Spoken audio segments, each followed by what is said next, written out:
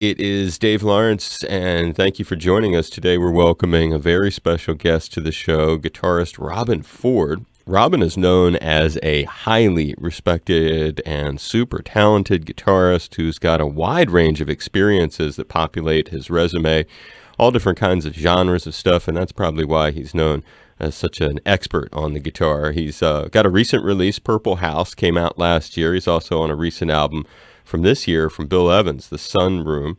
And Robben's making a rare concert appearance in Honolulu. He's playing Wednesday and Thursday, 6:30 and 9 at the Blue Note.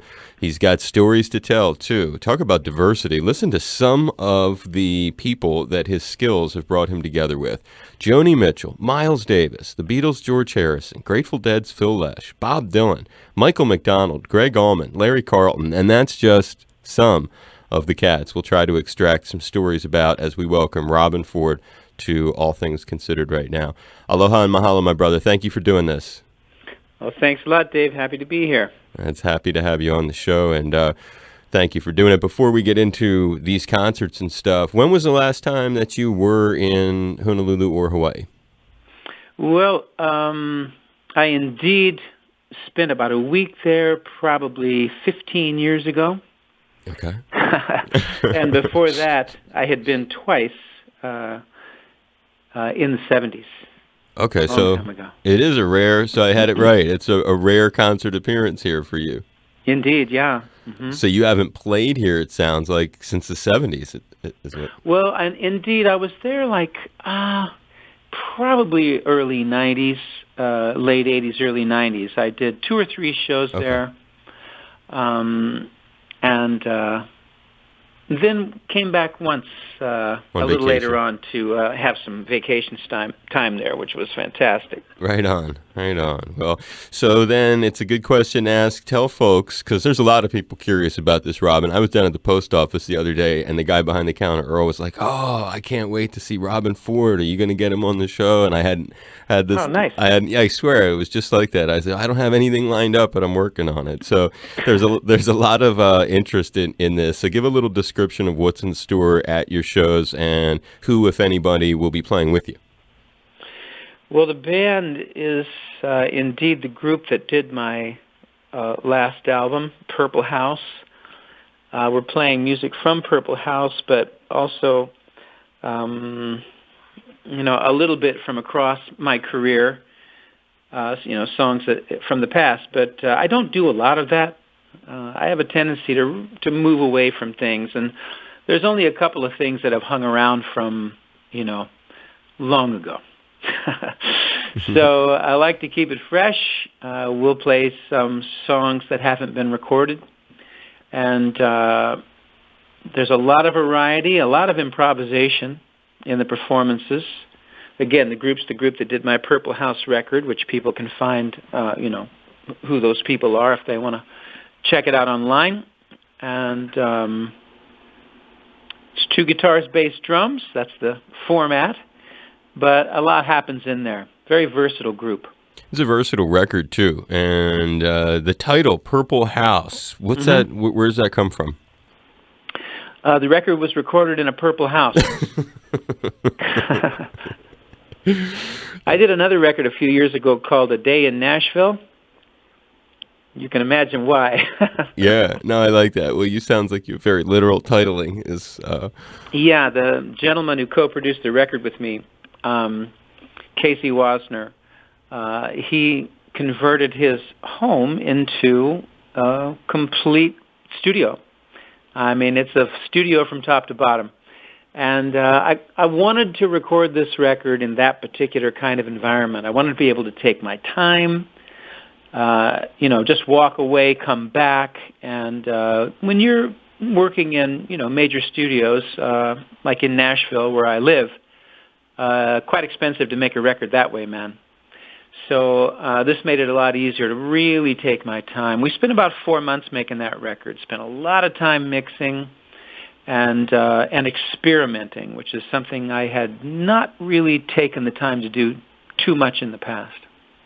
Interesting, and that's a lot of time to put into it. It's funny because doing on this end of things, you talk to people who have all kinds of different time frames for how they do records, and Sometimes people crank it out in just a few days. I guess it was, who was it? Richard Thompson was just on, and he had done his new record in under 10 days. So this is the opposite of that in so many ways. How about the writing of the material that ended up on there? What was the time frame for when you put the songs together yourself? Well, for that, I always give myself as much time as I possibly can. And I was writing, I'd say the writing happened over about a 4-month period. Okay, so equal amount of time, 4 months to I write guess it, so. 4 months to record it. That's interesting. And when it comes to getting inspiration for things these days, can you point to any of those tracks and maybe tell a story for how that came to be? Maybe a favorite one that you enjoy, because as you said, you're going to be playing quite a bit of that live. Maybe that'll give folks a preview of one of the ones you're really interested in presenting to them. Well, even to back up just a hair from that exactly, I've become a big fan of, and I'm certainly not the only one, a group called Alabama Shakes. I'm sure you know. Yep.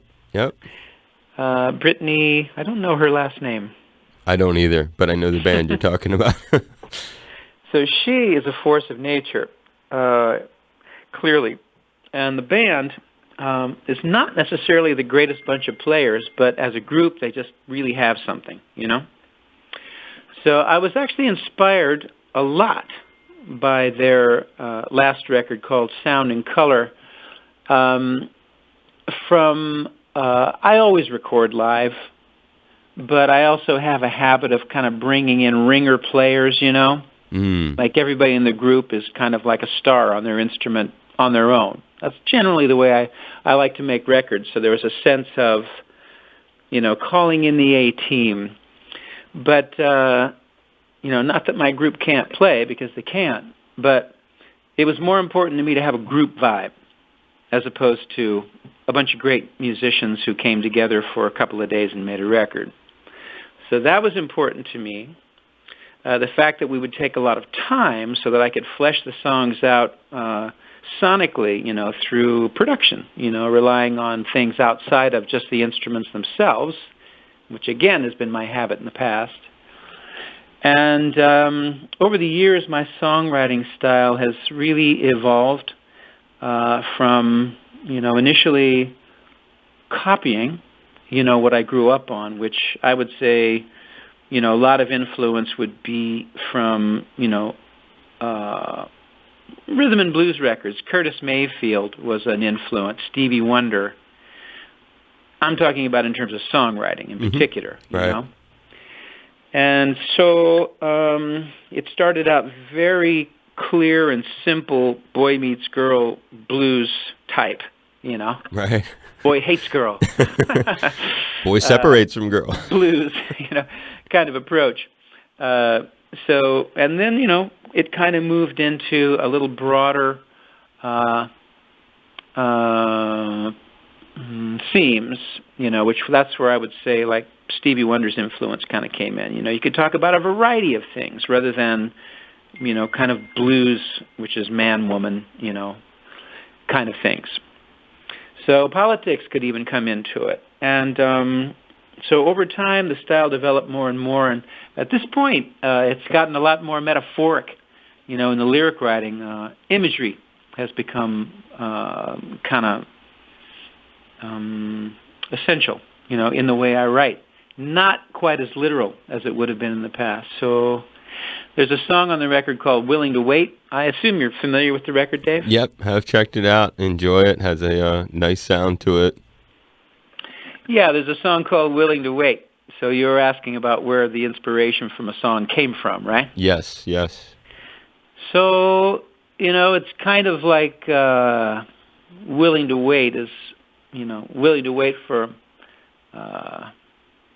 someone you're into to come around and be interested in you again, that kind of a thing. And so that's kind of how the song evolves. And you run into walls, you kind of hit a wall with writing songs. You're not quite sure where to go from there, right? So I went outside on my little deck, It happened to be a super moon that night. This was would have been 2017. Okay. There was a super moon, huge, and I walk out and I see this thing, and so I just wrote this little, almost a nursery rhyme, like something you'd sing to your child before they went to bed, and somehow these things kind of blend together. So the whole thing took like a major shift from being kind of this kind of deliberate, love song into a super moon. The lyric completely describes what I saw when I went outside and kind of the thoughts that came to mind. So I'm particularly fond of that song for that reason. That songs can actually come from one place and wind up completely in another. And musically, you tie it all together. And I hear this, again, like the Alabama Shakes, that record, Sound and Color. I mean, you can't even understand what she's saying listening to it. And then if you read those lyrics, they're like, what are you talking about? So I took a little cue from that, just to kind of let it go, not be too deliberate, too, linear in the way that a song was written with a precise beginning, middle, and end, even though that's the true craft of songwriting. But this is more, like a collage kind of approach. A lot of the record has that kind of collage approach and imagery in the writing, lyric writing. Have you let them know what impact they had on you, the Alabama Shakes people, with that record? I wrote a little Facebook post, after that Sound and Color record came out, just, kind of to the producer is a great guitar player whose now his name is escaping me. Did he write you back or acknowledge your... No, not a peep. But that's all right, whatever. But indeed, I did kind of have to say something because I was really appreciative, that somebody did something so completely outside the box, which is what I like to do. I don't follow trends. I take inspiration from where I find it, and then I do my own thing, What's cool about you is I love how you put that. I mean, you've got this real individualism in the way that you look at things, and when you're talking about the way that you grew up and how the songwriting approach, I guess you could say, has changed over time. I was looking at your fascinating history beyond just the resume, but also yourself in terms of instrumentation. And unless I have it wrong, before you ever picked up the guitar, which you're so well known for now, you started on saxophone. Is that accurate? Yeah. When I was 10 years old, I saw someone as a alto soloist, literally in the junior high school band, and I was in grade school, But this guy came out and played alto as a featured soloist with, the little junior high band, and I just kind of had this epiphany that that's what I wanted to do. So I started on the saxophone age 10, 5th grade, and I continued with the saxophone all the way into about age 22, and at that point I started getting hired by others for my guitar playing, which people weren't hiring me for my saxophone playing. But the guitar, I kind of excelled at the guitar, where the saxophone was a little bit more of a struggle. It was harder for me, and it was never really that good. But the guitar kind of, once I started fooling around with that, and after I heard Mike Bloomfield in particular, I was lit up to play the guitar, and so really threw myself into it pretty completely. That's cool. Mike Bloomfield and Elvin Bishop, both of them, I guess, from that band. You were, and that would be your inspiration for starting that. Thinking about your dad, because not everybody's got that kind of thing either, where a parent is in the field, maybe that they're It's funny because it wasn't until after my mother passed that I realized, wow, she had done all this stuff in radio, and we never really connected on the fact that now I'm in radio. So when I think of yourself and I look at your father, Charlie, being an established guitar player, also your mom's own musicality, piano, singing too, is that really, when you're looking back at this journey, both of switching from the sax to the guitar, but also picking up the guitar and then a whole life of music, do they factor as like the ultimate influencer in the beginning? Well, I would say that it was more support. Okay. Not exactly inspiration, although that's hard to say. When you're that young and your parents are actually playing music in the house, you kind of gravitate toward it. Right. So it has to be, to some degree, it has to have been a really important contribution, And your brothers too, I guess, in the same way. Yep. Older brother Patrick, drummer. Younger brother Mark, harmonica player. Right. And then yeah, it was just a musical family. It's like growing up in the circus. and naming it though after the Charles Ford Band. I mean, you do that as a tribute to your dad? Yeah. Why is what a cool thing to do at that age. I mean, yeah. You guys were close then. Yeah. I mean, it just made sense. Our father was, sired three of the members of the group. And I thought, my name, that didn't seem cool enough at that time, especially, Robben. When you grow up with Robben, you get a lot of sort of, you get a lot of flack. People are always making fun of your name, I was a bird and a car. So, Charles Ford, that sounded hip. And so my brothers agreed. They liked it too. And you got to go to some really cool shows, it looks like. A lot of people would be jealous, not only of all the cats that you've gotten to work with, who have been really interesting. I highlighted some of your resume in introducing you, but from reading about these, you were going to, and he grew up able to go down, I guess it was a drive down to San Francisco from where from where you were living, and you were going to the Fillmore and Winterland. Henrik, Zeppelin, Cream, is that true? You saw all those guys? I saw literally everybody. I think someone pointed out to me that I didn't see the Mothers of Invention, and one of my great regrets was that I didn't see The Who with Keith Moon. Everybody else. Did you ever then cross paths with Frank later, though? Frank Zappa? Yeah. No. Because when you mentioned different schools there, Yeah, well, when you just say Mothers, it just made me think if you would ever run into him later in life. No, I did get a call to audition for Frank Zappa, but his thing required somebody who could read, and I could not read, and I knew well that I wasn't suited for that music, and I also didn't really want to do it. Well, that says a lot that you were able to turn down something like that without even. He wouldn't have hired me had I come in and auditioned. He wouldn't have hired me. How crazy is that? I couldn't keep up. Wow. That's amazing to hear something like that from you. I mean, this is like... Well, as I say, you have to be able to read. So you can't read at all? Well, I know, what notes are on a staff. I know how to read rhythms, but, his music is incredibly complex. And that's so cool you say that, coming from your stature. I mean, so many people would be blown away to hear you say something like that. So then take us to, like, how does a guy like yourself... I mean, because you're known as this, badass player who's very, very, I guess, has impressed some of the biggest names in music. So let's look at, like, Joni Mitchell. You end up getting to work with her, what was it, through the Jimmy Witherspoon gig, apparently, that you ended up getting to Joni? Well, I was seen by two different members of what, at that time, had become the LA Express, which was a group of studio musicians, top studio musicians who just started playing together to have some fun. Wound up making a record, and it was called the LA Express. Tom Scott, those guys. I had been seen by two members of the band, and they were looking for a guitar player for their group to back Joni Mitchell, and so I got a call one day.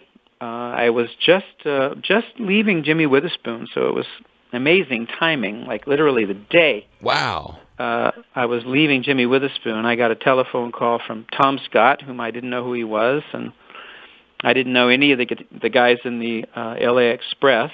Larry Carlton had been the guitar player, but he and the keyboard player, Joe Sample, who were both with the Crusaders, had commitments with the Crusaders, so they couldn't do the tour with Joni.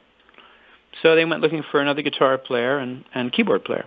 So I didn't know anybody in the band, and I certainly hadn't been listening to Joni Mitchell because I was into blues and jazz.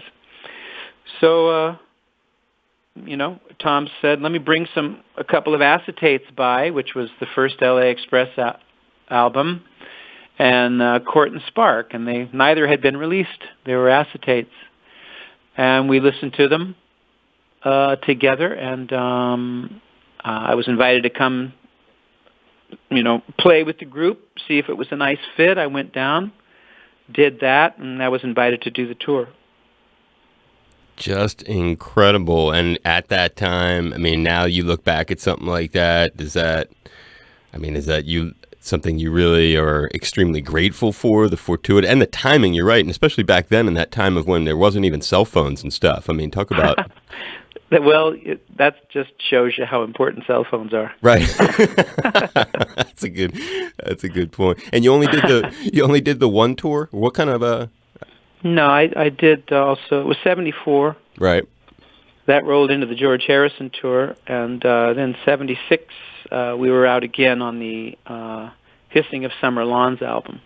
Were those challenging to do those tours when you look at back in terms of, that would be because I think of like your expertise level and how people turn to you because you're so talented and you're so sharp, or do you look at those as times you learned a lot of stuff, or there lessons you picked up along the way with that? Well, it was, you did use the word grateful, which indeed I am extremely grateful for those experiences. And I always felt like I can't believe these guys have hired me, but they saw something, that they felt could be developed, and, it all worked out really well that way. Excuse me, and I was learning, I always like to say that I learned more during that 2 years with Joni Mitchell than at any other period in my life before or since. And when I joined the group, I was 21. And I think, the 76 tour, I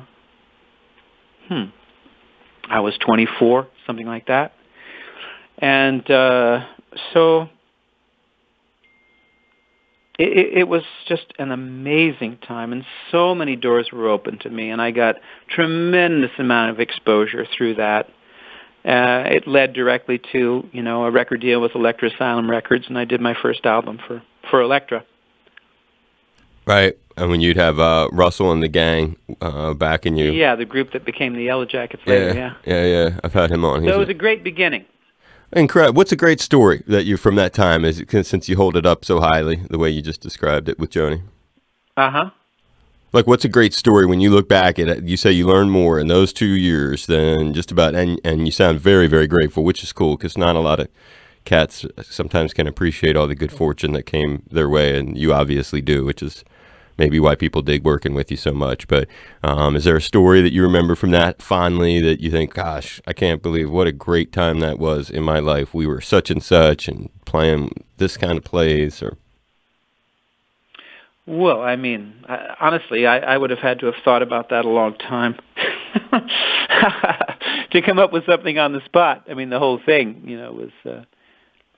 was amazing because I'd never, traveled first class. I'd never had any money.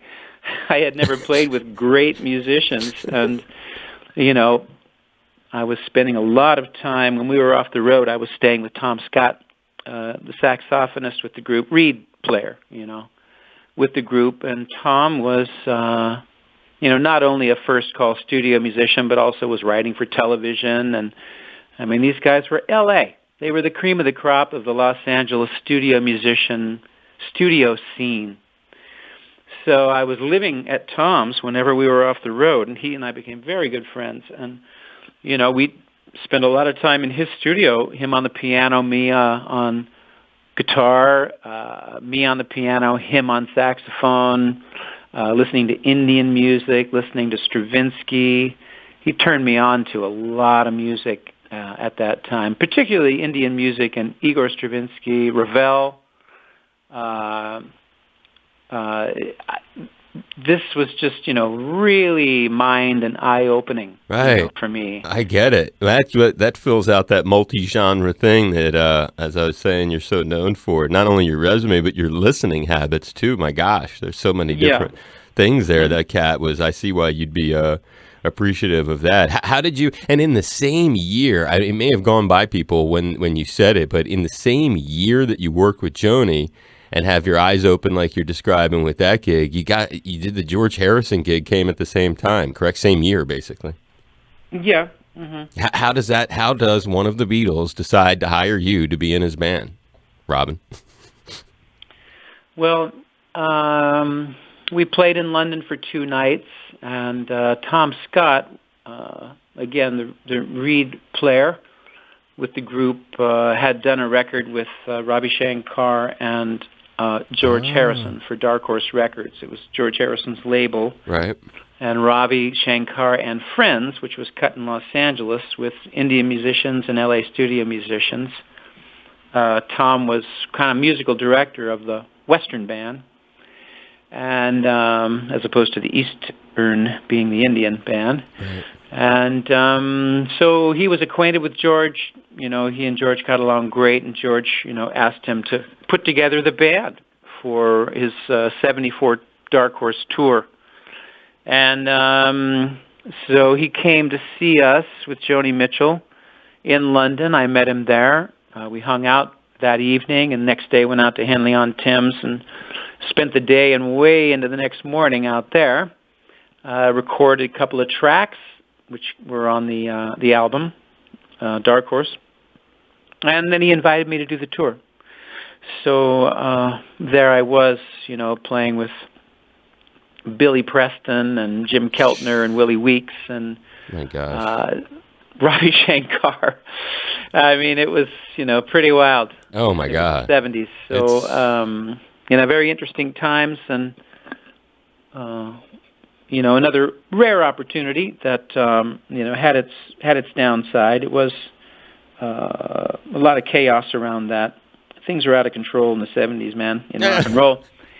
But in any case, that also gave me a lot of exposure, and things kept going from there. And I guess the same way that you learned from both working with Joni Mitchell and George Harrison, who else would you credit with really, I guess, impacting your career and sort of shaping you as a player?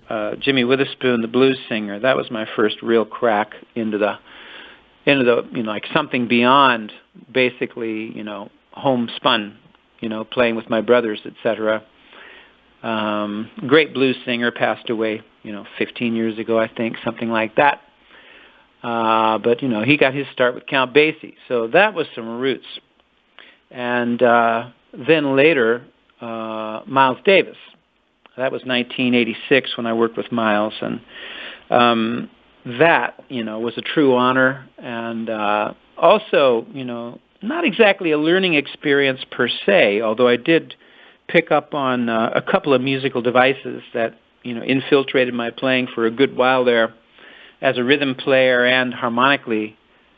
But just that vote of confidence to have Miles Davis dig your playing. And when I left the band, I loved him, but everything around him was kind of chaotic, uncomfortable. Management didn't treat the band right.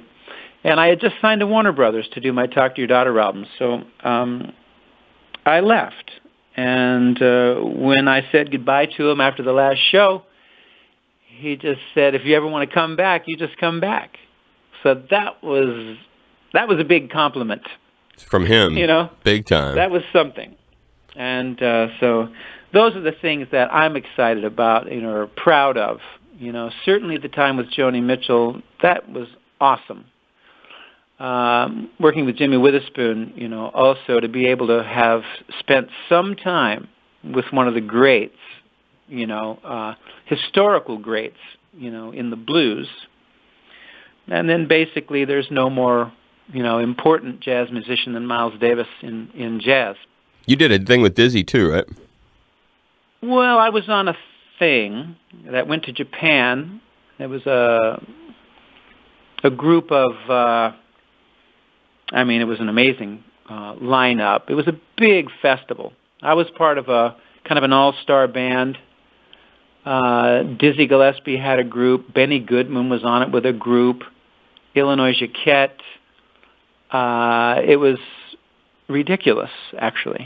The lineup, and the band that I was in was the Brecker Brothers, Freddie Hubbard, Joe Henderson, Joe Farrell, George Duke, Alfonso Johnson, Peter Erskine, and me. So unreal, huh? Yeah, this is heavy company. Well, you would bring heavy company, though. Even sometimes people that they may not know it because we haven't mentioned it, but I'll give you an example. You got to record a couple times, it looks like, at least, if not more, with the late, great Bernie Worrell, who played on at least your Tiger Walk album and a few others. I mean, I'm assuming you rank him as a great experience. He was just such a sweet guy. Oh, yes. Bernie is he was one of those just super, from Parliament Funkadelic, right? He was just one of those supernatural talents. All he had to do was look at the organ and it did something, Yeah, and the architect of so many of their great jams. Mm-hmm. Talking Heads. He was wonderful. Him, Steve Jordan, and Charlie Drayton, we did the Tiger Walk record together, and then I was able to get Bernie to come in and play keyboards on my record. Which one was it? Truth. Album called Truth. It sure was, and a great spot to leave it. Yeah. Robben Ford, our guest tomorrow and Thursday at the Blue Note, and sharing incredible stories today on All Things Considered with us. We appreciate it, Robben. Thank you. My pleasure, Dave. Thank you. See you in Hawaii. Take care, brother. Aloha. Bye-bye.